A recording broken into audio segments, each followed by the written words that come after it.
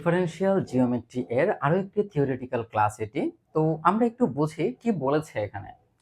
তো বলা হয়েছে যে প্রমাণ করো একটি বক্ররেখা কোনো সমতলে অবস্থান করার প্রয়োজনীয় এবং যথেষ্ট শর্ত হলো বক্ররেখাটির উপর সকল বিন্দুতে টাও ইকুয়াল টু 0। তো এখানে প্রথম প্রশ্ন হচ্ছে টাও জিনিসটা কি। তো টাওকে অ্যাকচুয়ালি পেচ বলা হয়। তো পেচ বিষয়টা কি আমরা একটু বোঝার চেষ্টা করি। মনে করেন এইটা হচ্ছে একটা বক্ররেখা, ঠিক আছে। এই বক্ররেখার এই হচ্ছে আমাদের স্পর্শরেখা, ঠিক আছে। এটা হচ্ছে আমাদের স্পর্শরেখা, এটা হচ্ছে আমাদের স্পর্শরেখা, এটা হচ্ছে আমাদের অবিলম্ব রেখা, ঠিক আছে।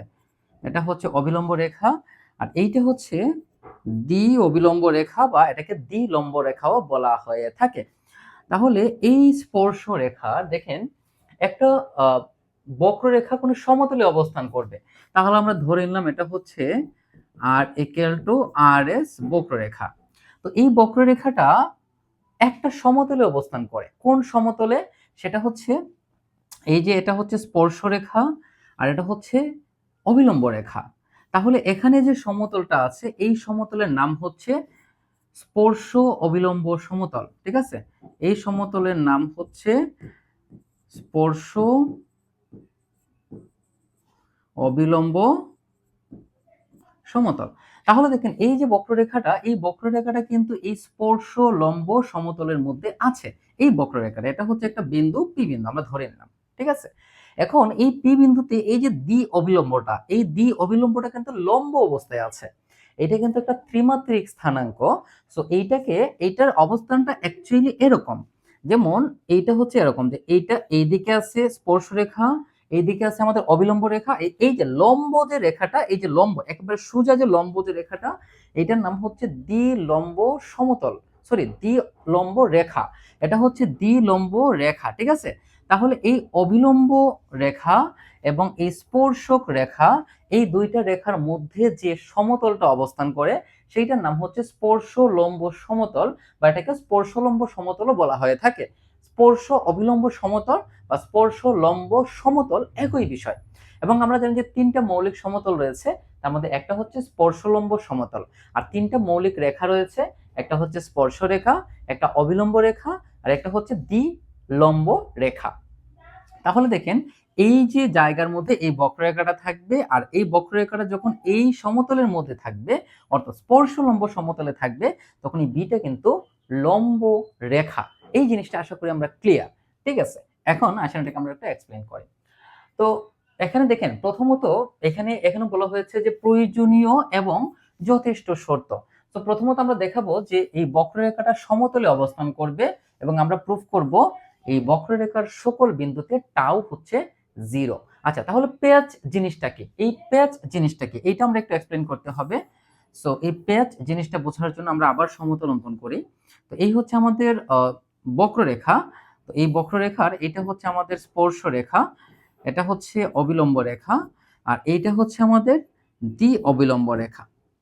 তাহলে কোনো বক্ররেখার দ্বি অবিলম্ব রেখাটা চাপের যে পরিবর্তন হয়, অর্থাৎ দ্বি অবিলম্ব রেখার চাপের যে পরিবর্তন হয়, মনে করেন এই দিকে চাপের পরিবর্তন হলো, তাহলে এই যে এখানে চাপের যে পরিবর্তনের হার, এই দ্বি অবিলম্ব রেখার চাপের যে পরিবর্তনের হার, সেটাই হচ্ছে প্যাচ। দ্বি অবিলম্ব রেখার চাপের পরিবর্তনের হারকে প্যাচ বলা হয়, এটা মনে রাখতে হবে, ঠিক আছে। আচ্ছা, তো আমরা প্রথমে লিখে নিলাম যে বক্ররেখাটি একটা সমতলে অবস্থান করবে। আমরা প্রমাণ করব যে এখানে প্যাচ হচ্ছে 0। সমতলে অবস্থান করলে ওইটার প্যাচ হবে 0, এটা আমরা প্রুফ করব, ঠিক আছে। তো এই জিনিসটা আমরা একটু বুঝি প্রথমে কি বলেছে। তো আমরা জানি কোনো বক্ররেখা সমতলে অবস্থিত হলে বক্ররেখার যে কোনো বিন্দুতে স্পর্শক এবং প্রধান অবিলম্ব অবশ্যই ওই সমতলে অবস্থান করবে, যেটা আমরা একটু আগে বলেছিলাম। দেখেন এই হচ্ছে আমাদের স্পর্শক রেখা, এই হচ্ছে আমাদের অবিলম্ব রেখা, এই অবিলম্বকে প্রধান অবিলম্ব বলা হয়ে থাকে, ঠিক আছে। তাহলে কোনো বক্ররেখা যদি সমতলে অবস্থান করে, তাহলে বক্ররেখার যে কোনো বিন্দুতে স্পর্শক, তাহলে এই বক্ররেখার যে কোনো বিন্দু হচ্ছে এইটা পি বিন্দু, তাহলে এই পি বিন্দুতে এই যে স্পর্শক অর্থাৎ স্পর্শ রেখা এবং প্রধান অবিলম্ব, অর্থাৎ এই যে প্রধান অবিলম্ব, এই যে যে কোনো বিন্দুটা হচ্ছে পি বিন্দু, ঠিক আছে। এই দুইটা কি হবে? ওই সমতলে অবস্থান করবে, যেখানে এটা এই যে এই সমতলে এটা অবস্থান করবে। ঠিক আছে? আচ্ছা, অর্থাৎ স্পর্শরেখাটি স্পর্শ লম্ব সমতলে থাকবে। এই সমতলটার নাম হচ্ছে স্পর্শ লম্ব সমতল।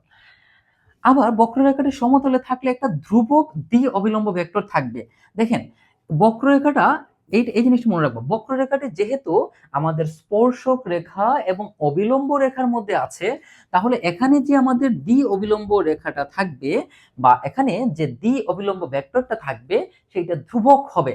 কারণ এইটার এখানে কোনো কাজ নাই, যেহেতু এটা এই সমতলে অবস্থান করে। স্পর্শক রেখা এবং অবিলম্ব রেখার মধ্যে যে সমতলটা আছে স্পর্শ লম্ব সমতল, যেহেতু এই জায়গাতে অবস্থান করবে, দ্যাটস ওয়াই এখানে আমাদের দ্বি অবিলম্বটা বা দ্বি অবিলম্ব ভেক্টরটা কনস্ট্যান্ট হবে। ঠিক আছে? তো এই জিনিসটা যদি আপনি বুঝে নেন তাহলে আপনার কাহিনী শেষ। তাহলে এটা বিটা কি? কনস্ট্যান্ট। বিটা কি? কনস্ট্যান্ট। তাহলে এই বি দেখেন, এই যে বি এটা কিন্তু একক ভেক্টর। টি এন বি দেখেন, এই যে টি এটা একক ভেক্টর, এই যে এন একক ভেক্টর, বি একক ভেক্টর। এই টিটা কি? এই টিটা হচ্ছে স্পর্শক রেখা। এই টিটা কি? স্পর্শক রেখা। এনটা কি? অভিলম্ব রেখা, অথবা এটাকে আমরা প্রধান অবিলম্ব রেখাও বলতে পারি। আর বিটা কি? বিটা হচ্ছে দ্বিলম্ব রেখা, অথবা এটাকে আমরা বলতে পারি দ্বি অবিলম্ব রেখা। ঠিক আছে? আচ্ছা, তাহলে এই যে রেখাগুলো এগুলোকে মৌলিক রেখা বলা হয়ে থাকে, এবং এই রেখা ভেক্টর বা এই যে ভেক্টরগুলো এইগুলো হচ্ছে একক ভেক্টর। ঠিক আছে? একক ভেক্টর। এই ভেক্টর বরাবর যে রেখাগুলো হবে সেইগুলোর নাম হচ্ছে এরকম। যেমন এই যে ভেক্টর এইটা হচ্ছে আমাদের স্পর্শক ভেক্টর, এই যে ভেক্টর সেটা হচ্ছে আমাদের অবিলম্ব ভেক্টর, মানে অবিলম্ব রেখা। আর এই যে রেখাটা এটার নাম হচ্ছে দ্বি অবিলম্ব রেখা।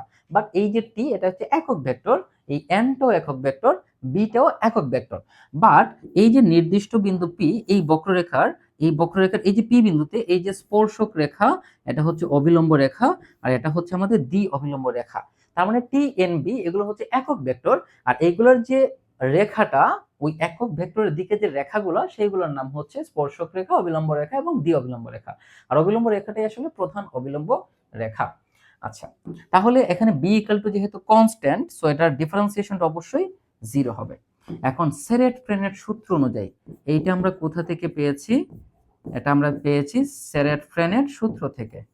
এই উপপাদ্যগুলো প্রমাণ করার ক্ষেত্রে সেরেট ফ্রেনের সূত্রগুলো আপনাকে অবশ্যই জানতে হবে। আমরা জানি বি প্রাইম সমান হচ্ছে মাইনাস টাউ এন। এখানে টাউটা হচ্ছে পেজ এবং এনটা হচ্ছে অবিলম্ব ভেক্টর। ঠিক আছে? অবিলম্ব ভেক্টর। এটা হচ্ছে সেরেট ফ্রেনের সূত্র থেকে আমরা পেয়েছি। তো আমাদের উদ্দেশ্যটা কি? আমাদের উদ্দেশ্যটা হচ্ছে এই টাউ সমান 0 প্রুফ করতে হবে। দেখেন, আমাদের উদ্দেশ্যটা কি? টাউ সমান 0 প্রুফ করতে হবে। সো এটাকে আমরা একটু মডুলাস করে নেই, তাহলে minus tau N equal to 0 vector. এখন প্রশ্ন আসতে পারে যে এই 0 এখানে আমরা ভেক্টরের জন্য কেন দিলাম? কারণ দেখেন এই যে বি, এই বিটা কিন্তু ধ্রুবক একক ভেক্টর। অর্থাৎ বিটা যেহেতু একটা ভেক্টর, সো এইটার ধ্রুবক, যেহেতু আমাদের পৃথিবীর সকল ধ্রুবকের ডিফারেন্সিয়েশন 0 হয়, সো এই 0টাও একটা কি হবে? ভেক্টর হবে। দ্যাটস এখানে ভেক্টর চিহ্ন দিতে হবে। তাহলে এখানে যদি আমরা করি, মডুলাসের ভেতরে মাইনাসটা প্লাস হয়ে যাবে, আর এই মডুলাস অফ এন মানে হচ্ছে 1, মানে তার মানকে বোঝানো হয়, তার মানকে বোঝানো হয়। তাহলে এটা সমান 0। এখন আর এই ভেক্টর দেওয়ার দরকার নাই। দেখেন, মডুলাস অফ এন মানে হচ্ছে এন ডট এন। একই রকম দুইটা ভেক্টরের ডট গুণন হচ্ছে 1, that means tau equal to হচ্ছে 0। অর্থাৎ আমরা প্রথমে বলেছিলাম যেটা সমতলে থাকবে, প্রুফ করেছি টাউ ইকুয়াল টু 0। সমতলে থাকলে এখানে কোনো পেজ থাকবে না, সমতলে থাকলে এখানে কোনো পেজ থাকবে না। সিম্পল বিষয়। দেখেন, আমরা যে চিত্রটা অঙ্কন করেছিলাম, মনে আছে আপনার চিত্রটা? চিত্রটা কি আপনার একটু মনে আছে? দেখেন, চিত্রটা যদি আবার একটু আমরা অঙ্কন করি, তাহলে আমাদের চিত্রটা ছিল এরকম যে এই হচ্ছে আমাদের একটা বক্ররেখা। ঠিক আছে? এই বক্ররেখার এটা হচ্ছে আমাদের স্পর্শক রেখা, এটা হচ্ছে অবিলম্ব রেখা, আর এইটা হচ্ছে আমাদের দ্বি অবিলম্ব রেখা। ঠিক আছে? তাহলে এইটা হচ্ছে স্পর্শক রেখা, এটা হচ্ছে প্রধান অবিলম্ব, আর এটা হচ্ছে দ্বি অবিলম্ব। তাহলে এখানে একটা সমতল রয়েছে। ঠিক আছে? এটার নাম হচ্ছে স্পর্শলম্ব সমতল, যেটা এই পি বিন্দুর সাথে এই স্পর্শক রেখা, অবিলম্ব রেখা এবং দ্বি অবিলম্ব রেখা অঙ্কন করেছে। এখন এই যে বি অর্থাৎ দ্বি লম্ব যে রেখাটা, সেইটার চাপের যে পরিবর্তন এইটাই আসলে হচ্ছে আমাদের প্যাচ। তাহলে আমরা ধরে নিলাম যে এখানে সে চাপের এই পরিমাণ পরিবর্তন হয়েছে, এইটা হচ্ছে প্যাচ। এখন দেখেন তো একটু লক্ষ্য করি আমরা এখানে কি বলেছিল যে সমতলে যদি অবস্থান করে তাহলে এখানে কোনো পেজ থাকবে না। একটা সিম্পল বিষয়। দেখেন সমতলে, তাহলে এটা কিন্তু এই সমতলে আছে, তাহলে এই সমতলের মধ্যে কি কোনো পেজ আছে? নাই, পেজ তো নিচে, তাহলে এই সমতলের মধ্যে কিন্তু কোনো পেজ নাই।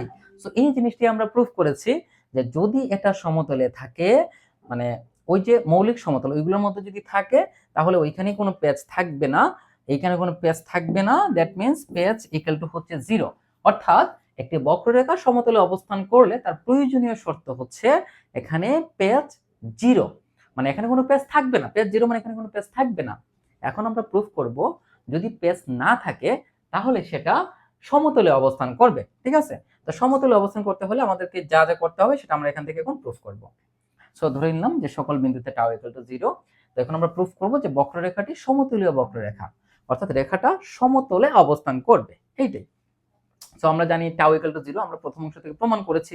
উভয় পক্ষে একটা অবিলম্ব রেখা গুণ করে দেন, তাহলে মাইনাস টাও এন সমান হচ্ছে বি প্রাইম সেরেক ফ্রেনের সূত্র অনুসারে। তারপর এটাকে দেখেন ইন্টিগ্রেশন করে দেন। তো ইন্টিগ্রেশন করলে এই যে দেখেন এটাকে ইন্টিগ্রেশন করলে বি প্রাইমের ইন্টিগ্রেশন হচ্ছে বি, আর ইন্টিগ্রেশন করলে এখানে একটা ধ্রুবক আসবে, এইটার নাম হচ্ছে সমাকলন ধ্রুবক। সমাকলন ধ্রুবক, তাহলে বিটা হচ্ছে সমাকলন ধ্রুবক। তাহলে আমরা কি বলেছিলাম দেখেন, আমরা কি বলেছিলাম দেখেন, যে ইহা নির্দেশ করে সকল বক্ররেখা, দেখেন ইহা নির্দেশ করে বক্ররেখার সকল বিন্দুতে দ্বি অবিলম্বের দিক একই, অর্থাৎ বক্ররেখার সকল বিন্দুতে স্পর্শলম্ব তল একই, অর্থাৎ বক্ররেখাটি সমতলীয় বক্ররেখা। সিম্পল বিষয়, যদি বি কনস্ট্যান্ট হয়, যদি বি কনস্ট্যান্ট হয় এই বক্ররেখার, দেখেন এই যে বক্ররেখা, এই বক্ররেখার এই যে এটা হচ্ছে অবিলম্ব রেখা, এটা হচ্ছে আমাদের স্পর্শ রেখা, তাহলে এই তলে যদি থাকে, এই তলে যদি থাকে তাহলে এখানে বিটা হচ্ছে কনস্ট্যান্ট। তাহলে তাহলে যেহেতু বি আমরা কনস্ট্যান্ট প্রুফ করতে পেরেছি, তার মানে এটা এই তলে থাকবে, দ্যাটস ওয়াই এটা একটা, আমরা কি বলতে পারি এটাকে, এটা হচ্ছে একটা সমতলীয় বক্ররেখা, অর্থাৎ এটা সমতলে থাকবে, এটা সমতলে থাকবে, অর্থাৎ এই যে বক্ররেখাটা, এই বক্ররেখাটা এই সমতলে থাকবে, অর্থাৎ স্পর্শ লম্ব তলে থাকবে। তো এই ছিল এই সমস্যাটির সমাধান। আমরা আশা করি বুঝতে পেরেছি, না বুঝলে অবশ্যই প্রশ্ন করবেন। ধন্যবাদ।